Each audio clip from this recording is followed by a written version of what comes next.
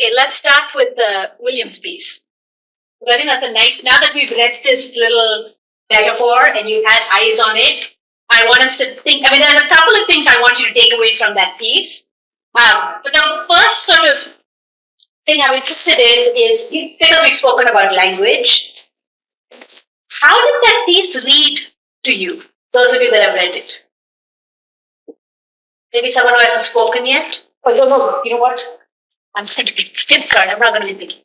I'm no shame in admitting that I had a hard time navigating Fascinating. because I felt like Why would you have shame? This is like literally what you're supposed to be doing.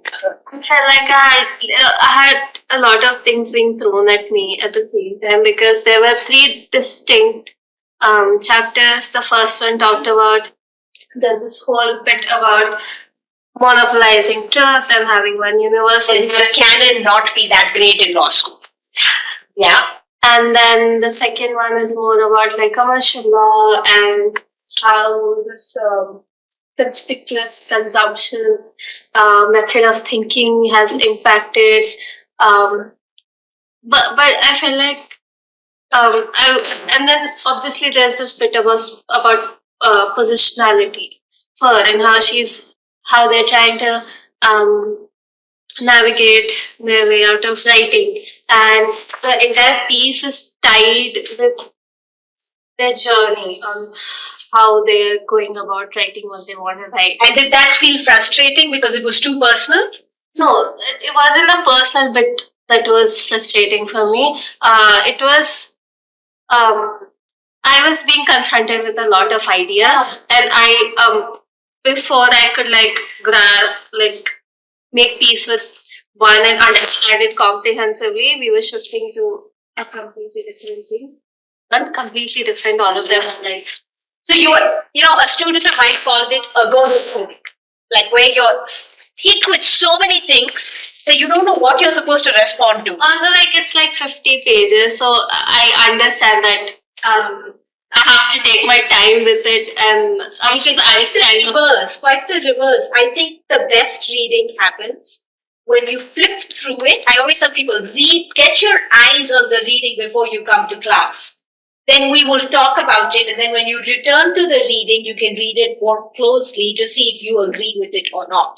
When I give you 100 pages a day, 5 times a week, I don't expect you to get eyes on every word for every page.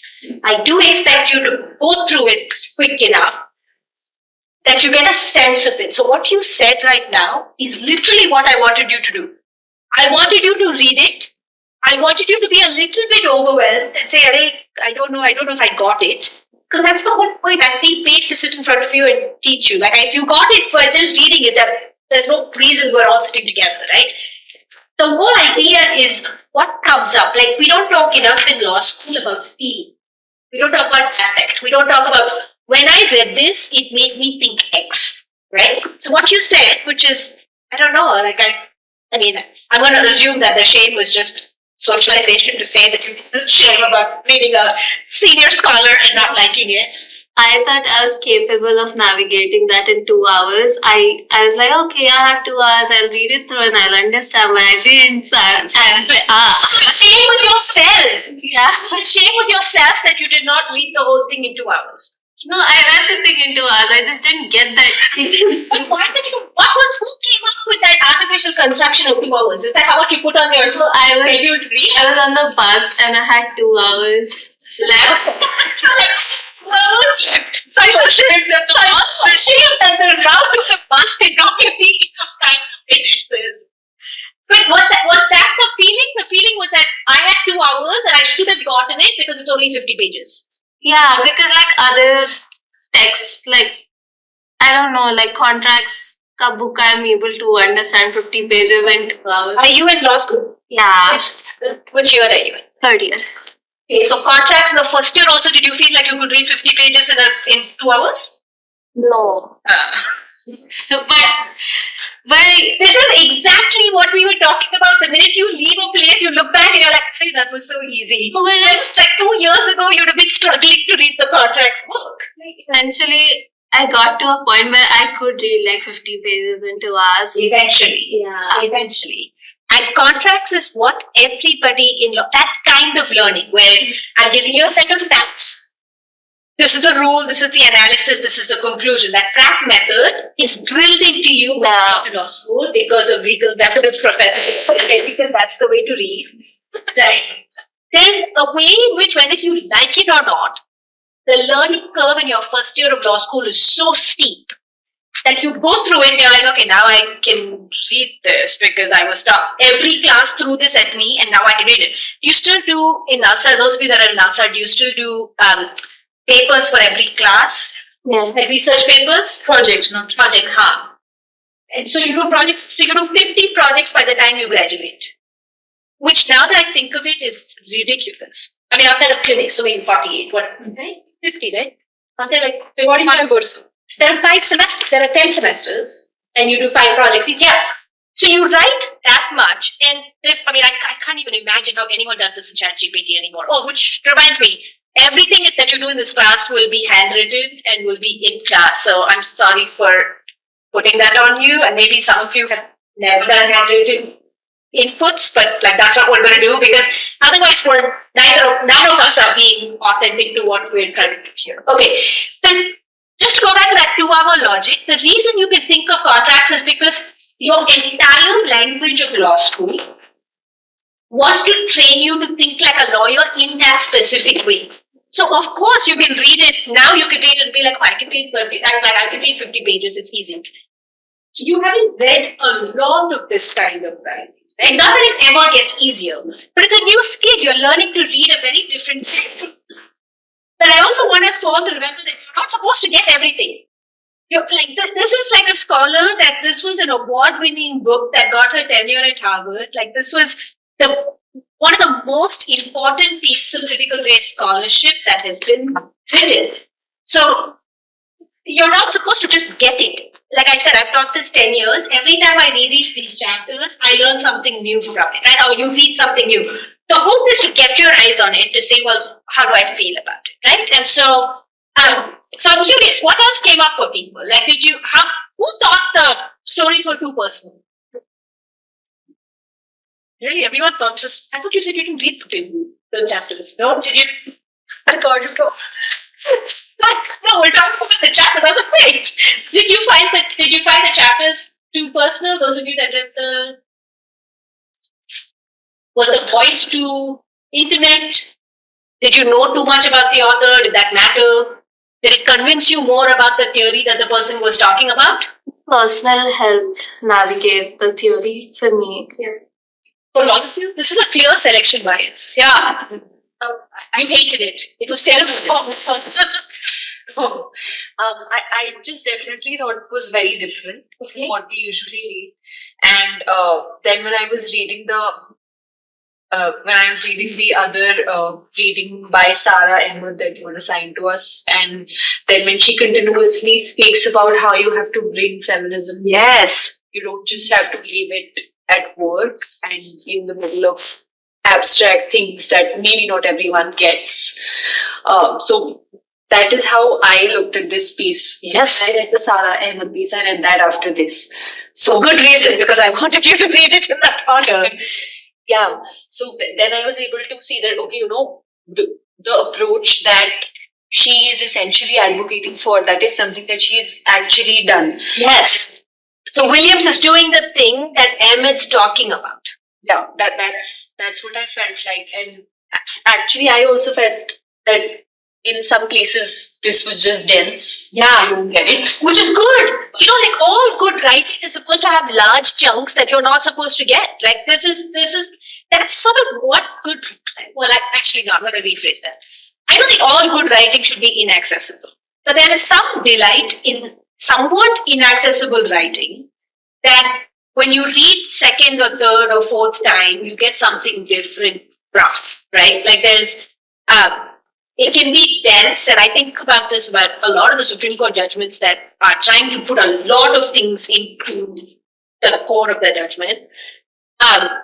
And Justice Iyer, when a lot of his opinions from the 70s and the 80s were sort of very clarifyingly verbose, and people thought of it as performance of language in a very specific way that did do a lot, but it also did a lot of social justice. Now, when you go back and think of it, it created an entire genre of constitutional jurisprudence that we have honestly not seen the likes of. Maybe in 20 years we'll think that about the current Supreme Court, but who's up there?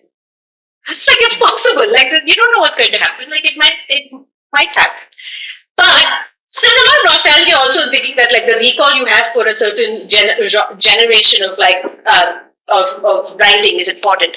But I use it. I mean, I think that example of like there can be dense writing that at the time you can think is too dense, but you can return to it and say, oh, it was doing a thing in the world that's so specific. And this book, when it came out, like because it was using first-person voice, but because it was also critiquing law school, it came around the same time that Duncan Kennedy was writing about the law school. And this was a cis, very privileged white man who was also at Harvard writing, which is it's a great book, right? Like the idea of thinking about the hierarchy of law school. Did you read it for legal methods? Is that where you're all on? So it's like a classic piece, right? When you think about what is the reproduction of hierarchy that happens in law school. This is being written around the same time as, and it's doing a slightly different work because it's trying to critique the law school as a place where objectivity and clarity is much more important than feeling or effort or emotion, right? Or making jokes in the classroom. Like I remember when I taught here 20 years ago, I was told that like I can't be too friendly with the students, right? Because then they won't take me seriously because I wasn't that much older than them. And I think about that a lot in terms of like what is important. I mean, I still am in touch with students. I still write letters for students who are now like professors in other schools that I taught 20 years ago. And I don't think just because I was able to connect with them or have like a jovial relationship with them, I was not teaching them. But we assume that these spaces must be hierarchical. We assume that there must be structure. We assume that if it's not, then it's not objective because the law is objective. Right? So to go back to a point from our earlier discussion, you have to believe the law is objective for it to have power, but also for it to have neutrality. Like for it to be able to say, oh, this is not my fault. Like the law is very neutral. Like that's why the justice is blind everywhere in every statute, right? Like it's literally about objective neutrality. And so what Williams is writing about is in the face of that. It's like canon is canonical law or the writing of law is objective, but that objectivity itself is problematic. That we should think about subjectivity, we should think about interiority, we should think about, how our own, being a mad law professor, which is still her email address to this date, right, is important, right? Which in doing that, she's querying disability, she's querying like sort of race, she's querying what it means to be a law professor. It's important for all of that to sit together for someone to have meaning in the work, right? So what is so we put dense on the table, we put objectivity on the table. What else came up for people reading that piece? Was there a concept or an idea that came up that was? I looked at this piece when we were doing that gendering legal education that part of Nalsar team was a part. Yeah. It felt very personal and also very tiring. Tiring? For us, because the task of gendering certain commercial subjects, which she also That's why that chapter is there, yeah. that it falls upon people who are not men, non-men, because gender is kind of considered to be like gender means women. That's where the presumption goes. So even when we were looking for people during the symposium and we were calling teachers to jointly do this exercise, we could find rarely any men be serious about this enterprise of gendering legal education, which obviously includes subjects like banking law, commercial Exactly. law, corporate. Why is it only a concern for people who happen to be assigned female at birth? And now, like being women, they have to carry the burden of being a woman, but also, I'm not saying that being a woman is a burden, but but also like look at the intersection of thinking about gender in that particular commercial space. Yeah.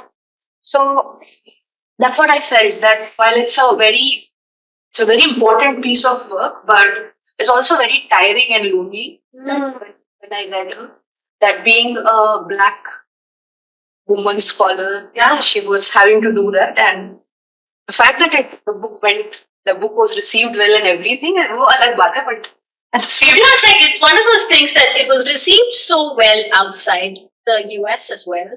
It just became like a global south, like sleeper hit book. Because it was used to a lot of curriculum here, because it was happening at the same time that other movements were happening, right? Like, so it became like the gender concept of it sat along with race, and not a lot of people were doing that, right? Because a lot of feminism is not very intersectional. And so what happens is you don't talk about race, you don't talk about class, you don't talk about, a bunch of other, which we discuss tomorrow.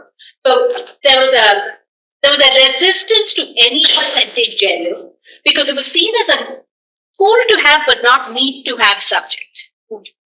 So in law schools, right, the people who take gender classes I'm amazed that 25 of you are here, 22 of you are here in the middle of like winter break, right? Like to sit and think together about gender, because this is not like this year was the first time ever, like this class usually gets is a pretty popular class in the school that I teach it. For the first time ever this spring, when Trump was elected, it went down. I had the lowest enrollment I have ever had in the course.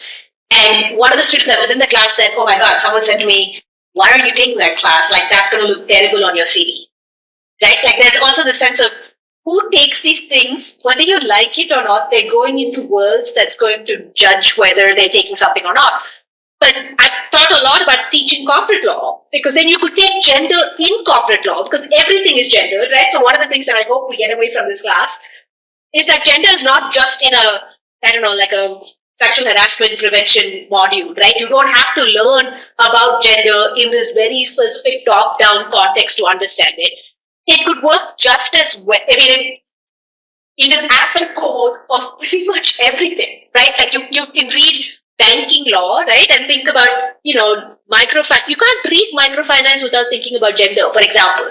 You can't think about international business transactions without thinking about the impact it has on male careers, right? Like there's a way in which everything is gendered, but we have taught somehow that there are special classes that are gendered.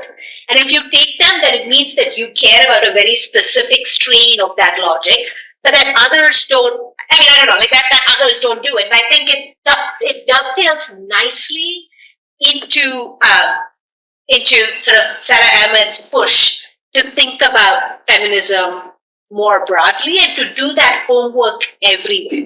Right? So I was trying to prep for a contracts class, and I keep telling people, I was like, in contracts, do you learn about relationships and poly couples or kinship that's asexual? Like, do you talk about those? Because those are all active contracts that all of us are negotiating in our life, right? Like you don't need to be queer to negotiate a contract. Like we're all in exchange with each other all the time, thinking about consideration, thinking about promise, thinking about exchange. These are things that happen all the time, but it's never taught like that. It's taught as a commercial class, right? It's not about capitalism. It's spoken in a very specific top-down doctrinal way.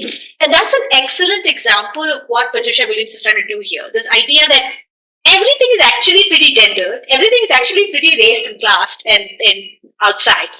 But when women say it should be, right, then it immediately becomes a progressive work, like sort of tiny thing that only specific people with interest should have. So there's something really core and cool about teaching a class like legal ethics or legal methods, or these are the classes I teach, right? Like legal ethics or contracts or family law seen as a gendered class. But like more base classes, if you teach them as gendered classes, there's a way in which you socialize people into thinking everything is actually gendered. Okay, so this did you have a hand? No. Was there a part of this logic where you believed a little bit about the objectivity? Is there a way in which if someone is very subjective, do you think it's only about their experience and not generalizable? Does that come in the way of you believing the narrative? So if someone says, this is my story, this is why this is important, does that make you think it's only about them and therefore it cannot extend to other people? I don't think so, because experiences are not individual experiences. There are structures playing, and there are different social dominants, and the experience that one has maybe a collective experience and manifested in a very individual at a very individual level. Yeah. But it cannot be individualized as such, I feel, because maybe the experience is different for the two people having the two different positionalities of the power. But yeah, there's a collective experience, and also that experience cannot be individualized, is what I feel. And what about these? So, I mean, the objectivity is a big strain in these things. So, I think it's important to take it head on. So, when something is, you don't know whether something is an outlier or a generalized experience. Right? Somebody could have a very specific experience and not know whether that's true of other people. So, it could say something about the structure, but it also could not say something about the structure. So, thinking about that is important, and I say this because like a lot of my writing is in law and sociology, and like sociology is about thinking about patterns bigger than one narrative experience. It doesn't mean one narrative experience is not true. It might be entirely true and entirely objective for the person that they're talking about, but it might not extend to the person beyond them. Did you ever have that? You did.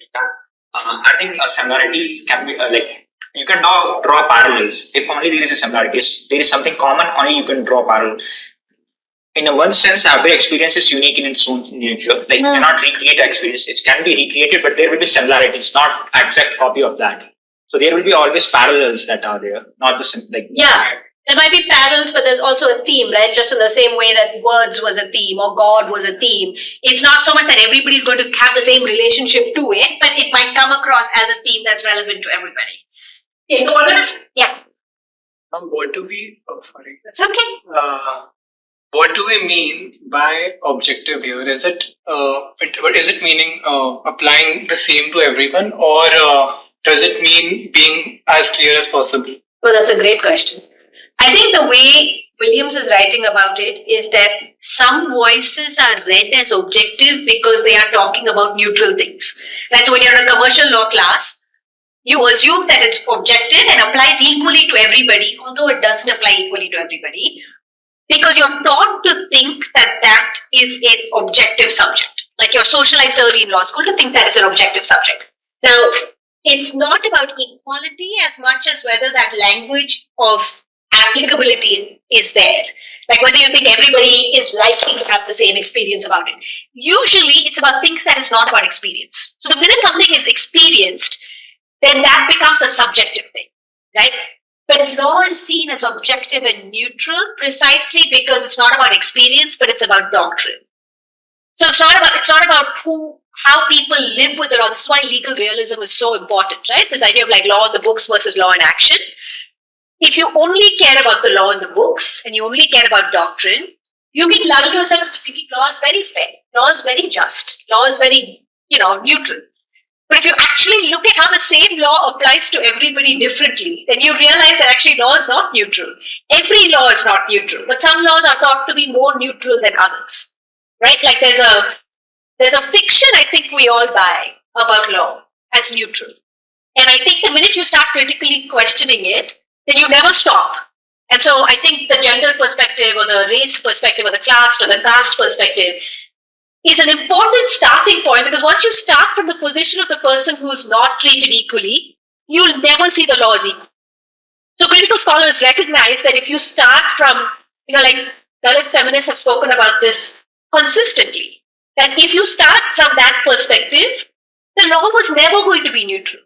So this facade that the law is neutral is only if you're so privileged that it serves you. It's like when Savarnas go to America and they're like, there's so much racism here, it's so much better back home. And you're like, yeah, because you're not the person that actually terrible stuff happens to.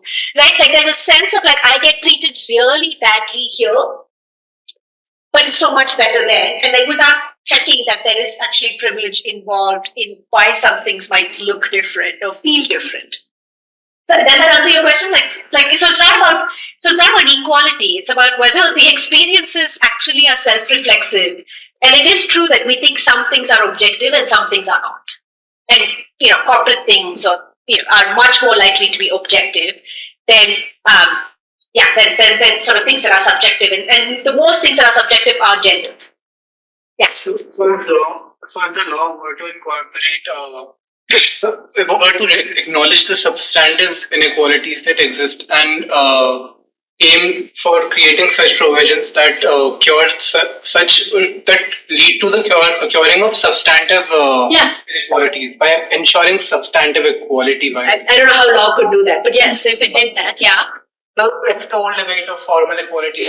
Absolutely, that's what I'm saying. And as like a grit, I think law can never do that. Like I have no hope in law doing that. I think people can do that. I think we can enforce law to do that, but I don't think law can do that. I mean, I'm the worst law professor in the world. I genuinely tell my first year students that law is not going to help you. Okay, go on. No, but tell me where you were taking that argument. Yeah, I was asking if it would count as something that is objective, if it incorporates substantive equality within itself. I like that we put illusion on the table because that is the illusion of substantive equality, right? Because the idea that an entire population that a law applies to can all agree that there is substantive equality, right? This is the problem with substantive equality as a concept. Substantive equality is usually defined by people in positions of power as to what good equality is. Right? And it's like, oh, we increased this for this many extra people, we did this, and so this is substantively equal for all. The right to life is an excellent example of like it is truly for all, it is substantively equal. But not everyone who has access to that quote unquote right experiences the right in the same way. Right? So in this magical celestial world, where let's say actually this is a great thought experiment. So if everybody in this class agreed that there was a certain right that was given to everybody, and nobody had to convince them that it was an equally experienced right. Everybody truly believed they had it. That's when substantive equality could be achieved. Now, as a sociologist, I would tell you, well, that can be achieved for a class of 22, but not for a class of 100, right? Not for a population of 1 million, definitely not for a population of 2.3 billion, right? Because the minute the size becomes larger and larger, procedural inequality is substantive inequality, right? Like the access to justice debate has taught us that process is not this other thing. Process and substance sit side by side, and formal inequality is at the core of how you think about loss of everything. But I think we're going to keep coming back to that question of like, how do we actually do this if we want to give everybody power? Yeah, I was like this is a practical experience where Yes. law in text and law in action is actually differentiating on basis on basing gender. Like recently, we were planning to purchase a home. We are going for a loan. I was the main borrower from the bank. Due to my civil score, the amount they were disbursing is around 50 lakhs only. I want to join a co-applicant. They allowed my brother, but they are not allowing my sister to be a co-applicant with me. Because the logic they are putting in there is when she get married, The money will become a husband's property. both of them are working for Telangana state government. Still, they are saying that when she get married, she'll not be able to pay the amount to you. She'll be. Because her husband will have a share. But your brother's wife will also have a share. That's what I say. But the manager himself said that we have so many applications which were rejected. Just based But discretionary rejection. Wait, did they tell you this or did they write it? Did they write it down? tell, but they don't they don't get reply on mail or something if we write. Exactly, so they won't write it. Because they will not they don't want to like keep the evidences or proofs so that we can go further and take actions on them. This is what it's a recent 1 week back incident which I am sharing. Wow, no, thank you so much for sharing that. And commercial transactions. Exactly, I was just going to say the classic commercial transaction. You know, my favorite thing about commercial transactions is that people forget property is at the core of commercial transactions. And property is always gendered. It's like, who do you rent to? Who is moral? Whose morality matters, whether it's like a single, woman versus a single man versus, like it's fascinating, like how all of this is gendered. But you're right, they'll never write it. Huh. Other notes, thoughts? I have an activity that I want us to do, but any other notes or thoughts on these two readings together? I want us to do framed by gender right at the end, but I have an activity for the next half hour that I want us to focus on. Okay, let's start with this. So we're gonna pass around papers.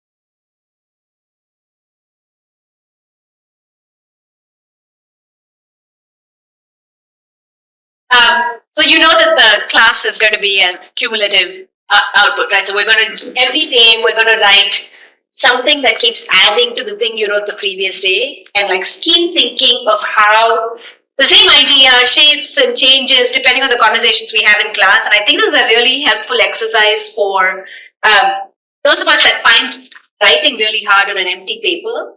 It's always the hardest to do, and I say this as someone that like feels that way every time I write something new. And I find this to be a really helpful module. So what we're going to do is every day in class for about 15 minutes, I want you to write. Usually I'll give you a prompt, you will write, and then we will pair share and then talk about it. And it'll connect to the readings, and every day you'll add a little bit to it, and then we'll discuss it on the last day to see how far this conversations come for yourself, right? Like to really think about is gender really a lens that's worth it for me? Like, does it matter? Like, the prompt that I'm going to give you today is really not yet based on anything that we're reading. So the assessment is just a starting point. So I want you to take 15 minutes and really focus on one event or experience, or the example is an example, but something that has come up for you where gender really mattered.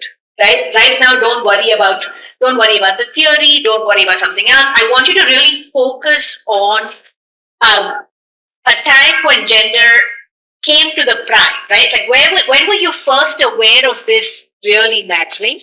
Is the first prompt.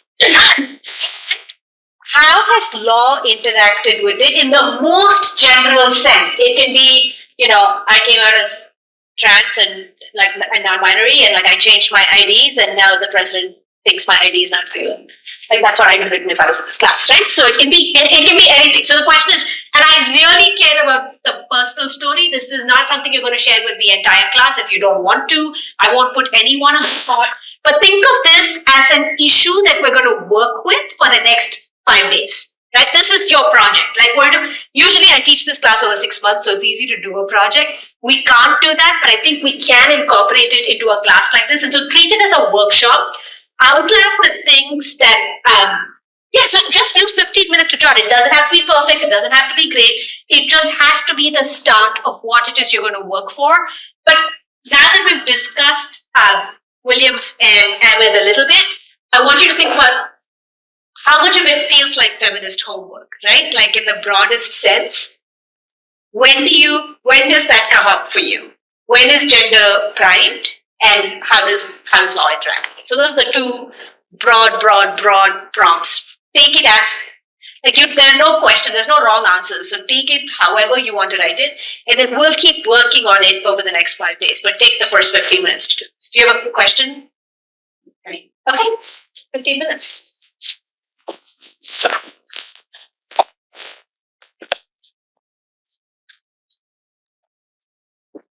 Long breaths.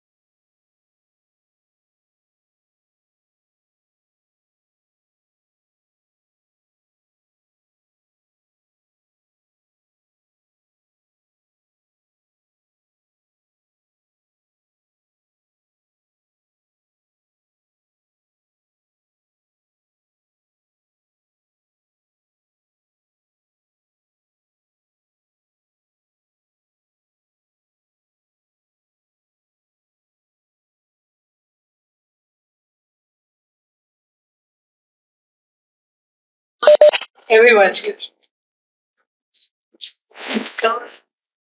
Shankarana is here. Save me extra biryani. um, sorry, to go back. So you take your story, you go with two other people, right? Like this will be another 10-15 minute thing. And it's the first shot. We're going to workshop these papers with other people the entire class. That's the whole point of a workshop like this. So I want you to, when you're listening to someone else's story of when it started, the whole point of it is that I don't want you to have to share it with the entire class when it is gender first became pertinent to you. So do it in a smaller group. If you want to just stick with people that you already know, that's totally fine. But be in groups of 3 to 4 and try and share your story, to the extent you're like, oh, this happened for me at time X.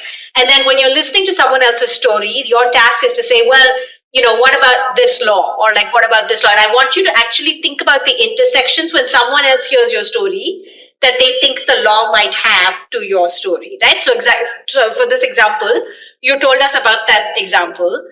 And three of us were like, oh, that's commercial law. Like that's such an interesting idea of like how genders in commercial law is obvious. This, if it feels a little bit awkward as a task, it's supposed to. A lot of feminist theory is awkward. So just trust the process. If you keep returning to the same piece of paper for 5 days, by the end of the 5th day, you'll have a better piece of writing than you would have if I made you write something just on the 5th day, I promise you. And as someone that's like tired of reading first drafts, I'm really just offering you the chance to keep writing and I want you to keep thinking about it. So today, all you're going to do is you put down an idea. You're going to walk with 2 or 3 other people for walk and come back by 4 or 5 because I want to still talk about Ridgeway at the end of it. Walk for till about 4 or 5, come back just after 4. So go for a walk, discuss it. And when your friends listen to you, when your colleagues or your peers listen to you, I want them to think about where law or feminism might intersect with the thing that you're talking about. Does that make sense? Does the activity make sense? Okay, so I'll see you back at 4 or 5. Take your piece of paper. You don't have to make someone read it if you don't want to, but take your piece of paper and and all of you have the same job that you have, which is one person is sharing, the other person is giving.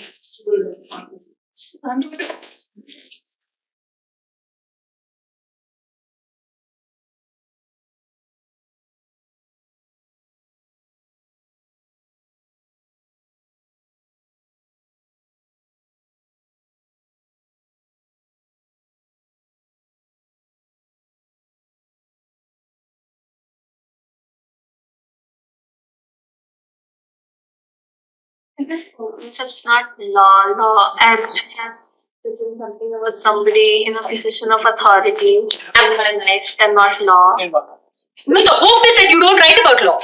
Yeah. The idea is that you write something super personal and then someone else reads it and said, but that's interesting because what about law? Like the question is, if I read your story, would I think there was something legal? And not law with the capital L. So it's not like constitutional law like Article 14. But it's like, what about power? What about structure? Stuff like that. What about child rights?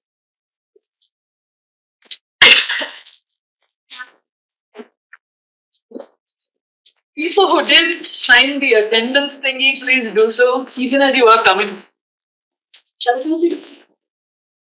Are you waiting? Are you waiting? What are you doing? Listen, It's looking like this. I could somehow become different. What?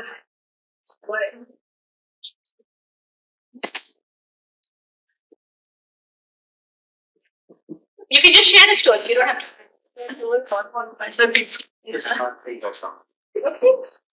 Okay, listen.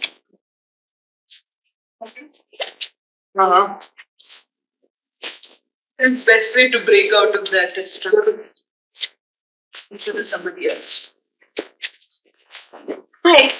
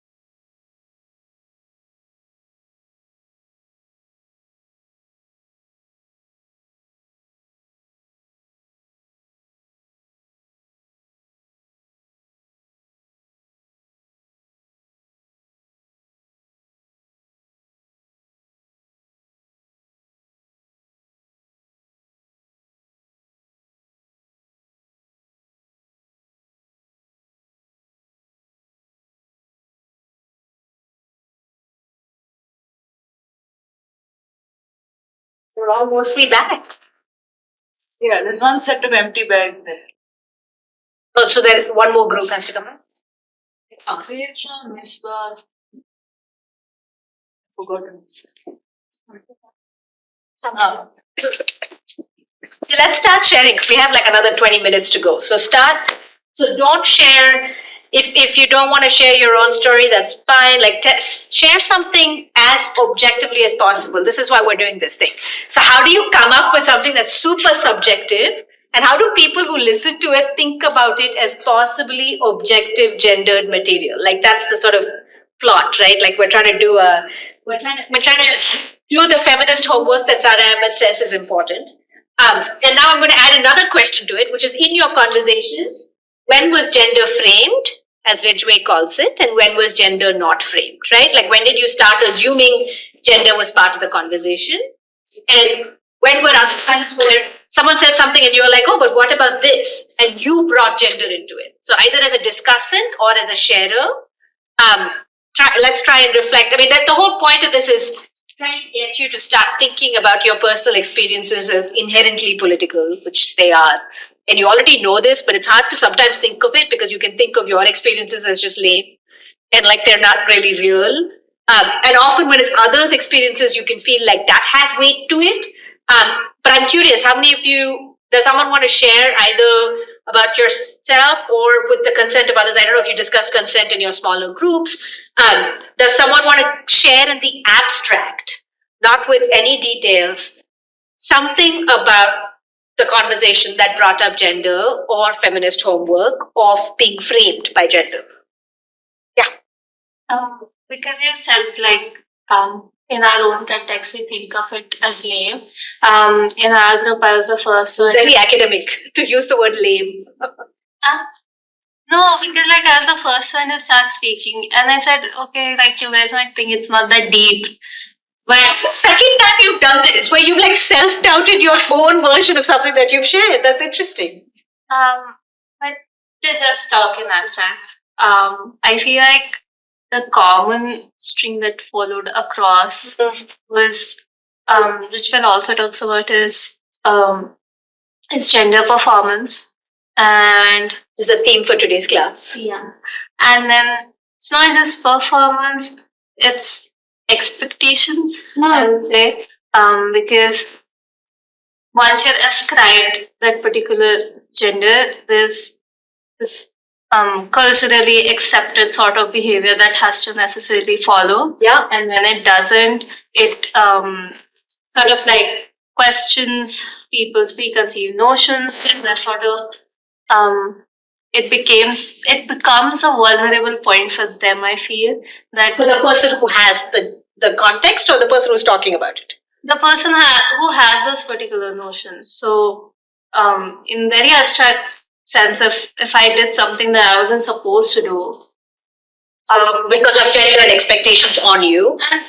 I didn't feel like I didn't feel obliged to follow those rules, honestly, because they didn't make any sense to me. So I was rebelling, and it was pretty like common sense to me that this makes no sense, and there's no way it's going to get enforced. Like, because how would you even put that into words that okay, this is being expected out of you right now? Because for me, it was like okay, I'm going to come back at you with like so many more words. So I wasn't necessarily following the rules that I was supposed to follow. And in one instance that I was caught, I was said a lot of things. But when my parents sort of stood up for me and they said other counter arguments, it became a vulnerable point for the person who was trying to enforce those rules. That firstly, they didn't have like stuff to say back because they weren't. Also because your parents were reinforcing that those were not your gendered expectations. Exactly. So I feel like sometimes it's so conditioned that we follow or do not follow without even thinking what we're doing. Yeah. And that's something that I felt like was a common across the Across the people who shared with you. Is there, that connects really nicely to Cecilia Ridgway's idea of being framed by gender, right? So the concept in Ridgway's work, and it's a book, but like sort of the piece that you read was just the starting of it, is that there are background frameworks of gender that operate all the time, right? So even if you say this doesn't apply to me, right? It is getting read on your behalf by people. And the exception to that, I guess there are two sets of exceptions. One is people who are intimately close to you might know that that's not actually an accurate representation. In this example, your parents could say, oh, that's not how we think of, I mean, whatever, they stood up, you called it standing up for you, but they could read it as something that's not. The alternative is you yourself have a subject position that's so strong that like this logic doesn't matter. In your own example, it's like the scripts don't ascribe because they don't seem that important.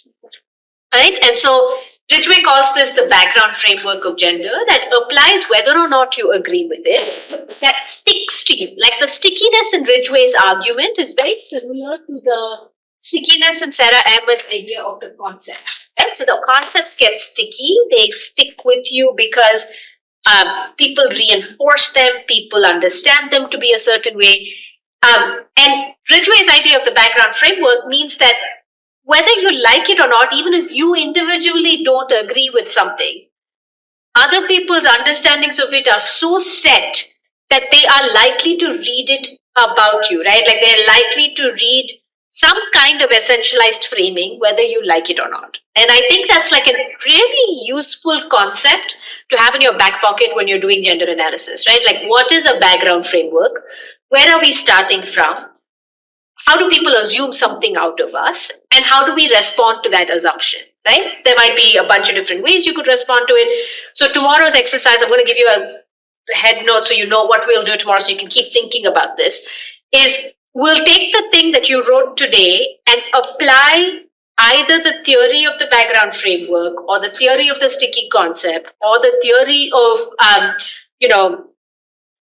mean, depending on who you want to draw on, something that, the idea of the celestial city or the idea of like, the idea of the power of words. It doesn't matter. Some concept that we have read today and tomorrow will be the next step of whatever this analysis is, right? So you write the idea of what is personal.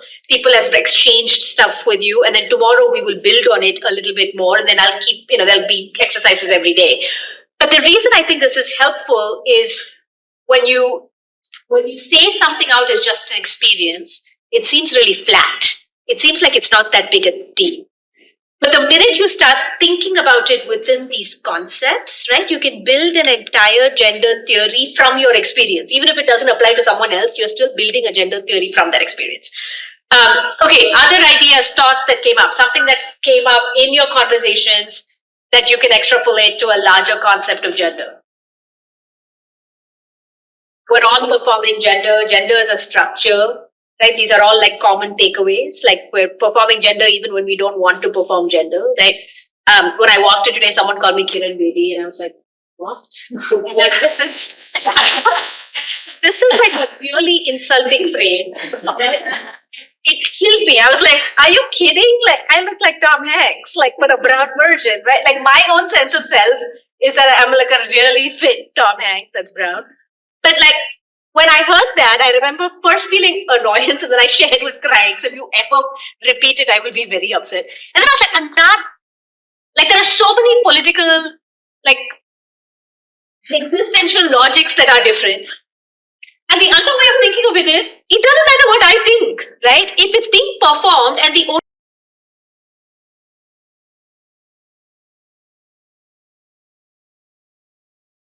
it doesn't matter how she describes herself, right? Like, really, what this person was trying to say is, you look so different. And I was like, I know that's not a compliment. I think you're saying I look like a boy. Like, I don't know what to do with this.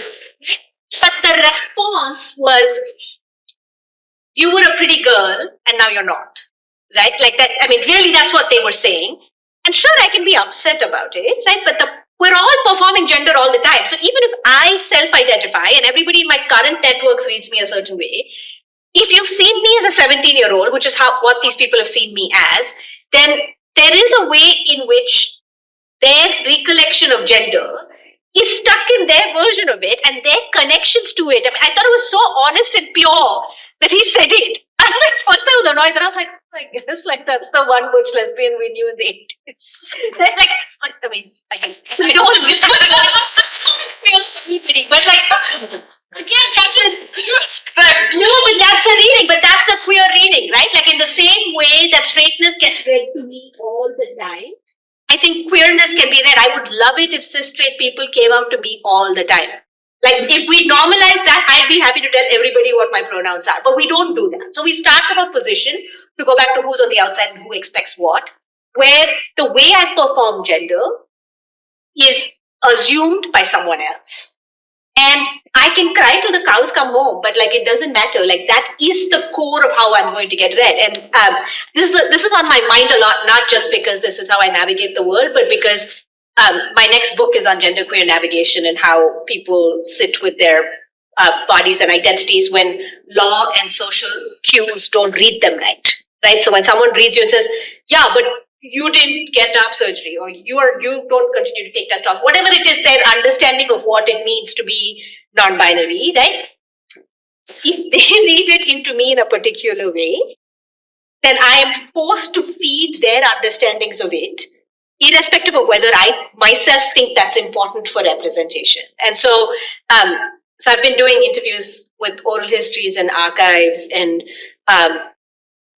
about 180 personal narratives, like quoting them to think about what do people identify as and when do they get affirmed and when do they not, and when do they just do the psychological work of saying, "Hey boss, you can think of me as whatever you want me to be baby and be baby." Like it's fine. When is it actually safety for the queer person to not correct someone?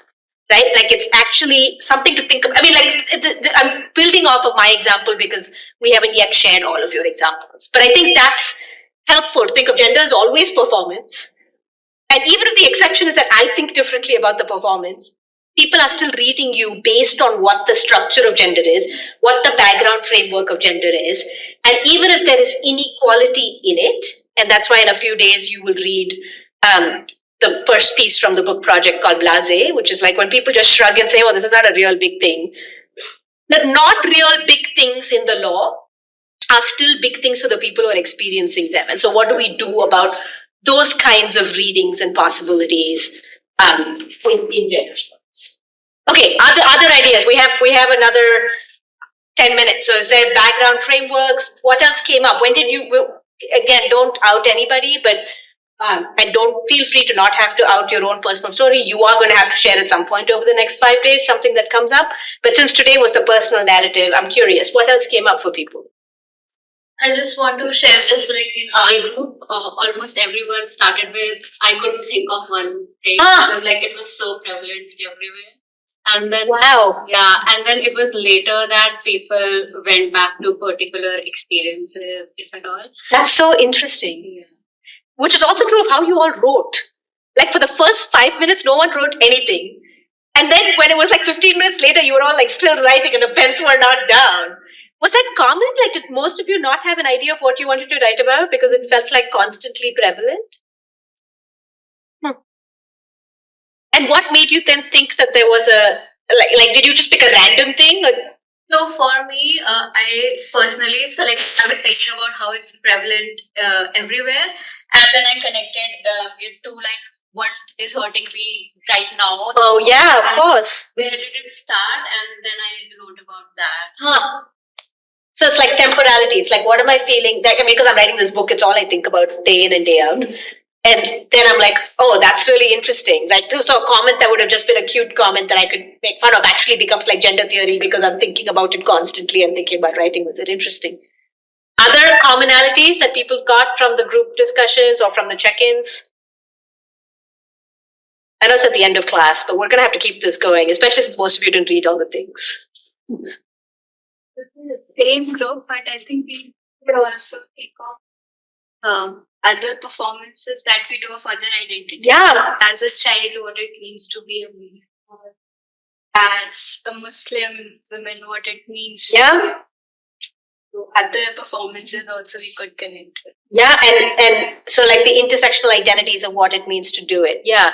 And when identities are visible and invisible really matter, it might be really visible, right? Like, I don't think I ever walk into a queer space where someone doesn't ask me for my pronouns, right? It's only in not queer spaces where someone thinks that's like too much of an ask. So the visibility and invisibility is not obvious to everybody. There are something that you can just say objectively that it's invisible, right? This is true of disability a lot, right? Or neurodivergence, or increasingly things like like anxiety or social ability, right?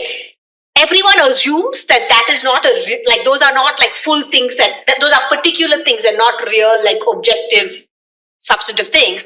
But we increasingly know that actually more people like have to self-select out of situations because of these things. We just assume that everybody is neurotypical, even though we have no data on that at all.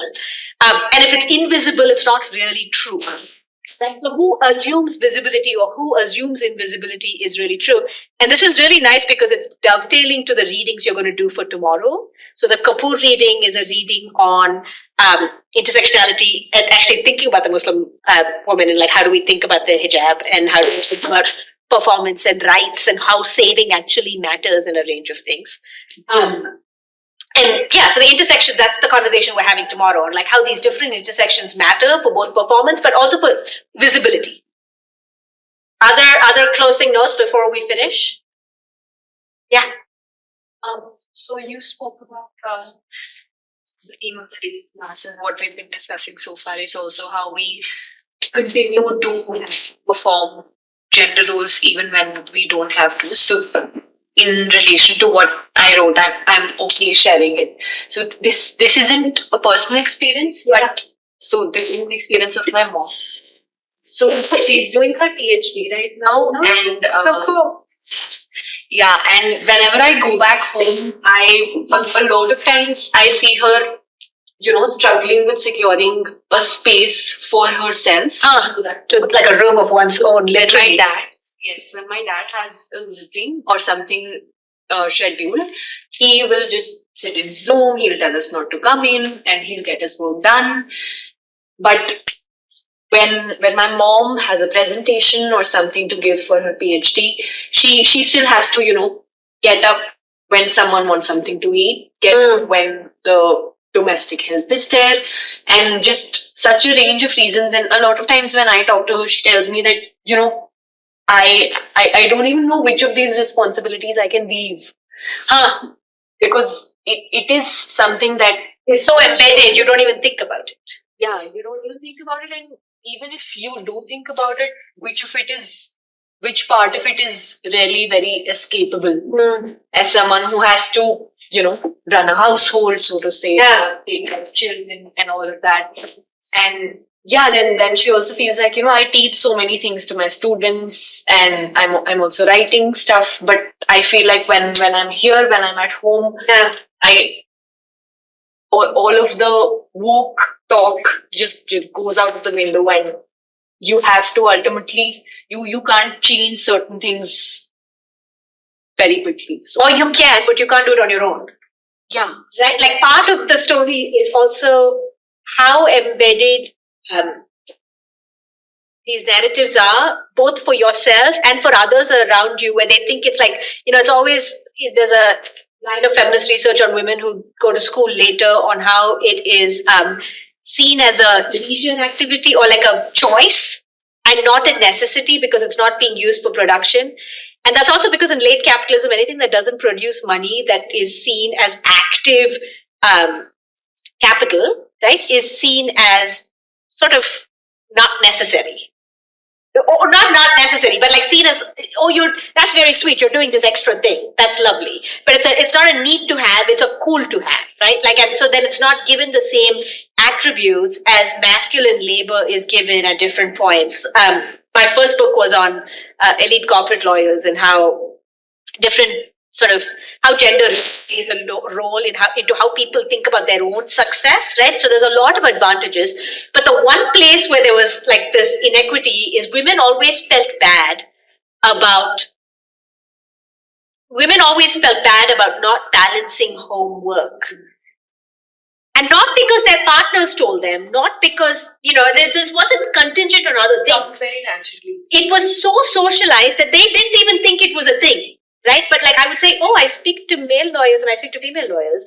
But after you have your child, especially in like late heteropatriarchy, right? So if you have a child, if you live in a certain kind of city or a suburb that requires care,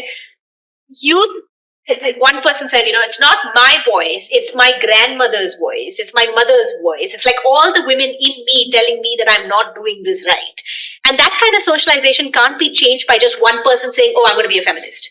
Right? This is why feminism doesn't work like in the ways that, property white women from the global north call it to be working, because it's based on structural conditions that are social and political and economic, and we always think of them as just cultural or choice driven. But they're rooted in like other inequalities that are so structural that you can't even access them, right? The women that were doing well were all high caste women from upper middle class families in urban India, right? Like for them, even they were thinking, oh gosh, like what am I doing in this setup? Like you can't even imagine the parallel that it might have had with others that were structurally embedded in very different situations. But thank you for sharing. That was both vulnerable but also poignant. Thank you. We're almost at time, and I don't want to put more people on the spot, but now you have a sense of how this class is going to go.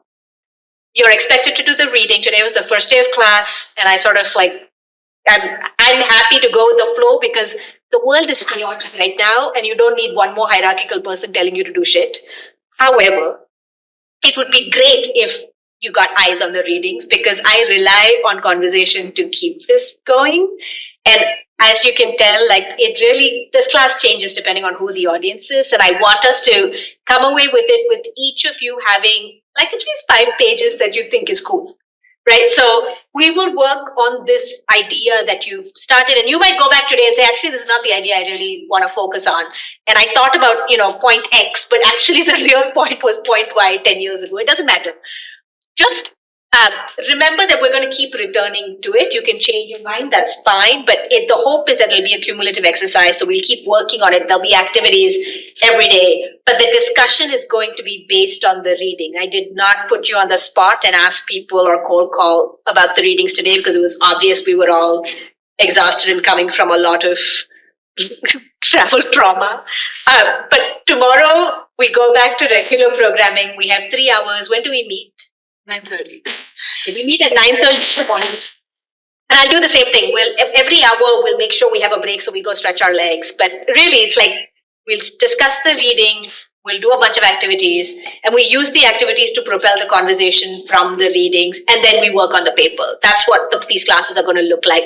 Now that you have a sense of it, hopefully preparing for it comes more naturally. I stand by to answer any questions, and so like Upasana Mukherjee. So yeah. Mostly just thanks for showing up. It's really cool. Also, like, please, I'm sorry, I'm going to be the pain in the butt in between the two of us, right? Please write your names on those sheets and hand them. Oh, the papers. And if you're a nurse student, name and roll numbers, please. This is a greater thing for them, yeah? They're getting a credit for it. Wow.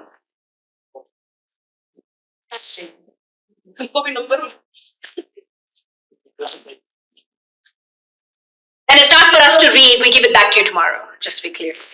But at some point, we will obviously, they will read it, I will not. They are grading. Just in case you were worried I'll be failing you left and right. Fail anybody. Exactly, that's what they have been.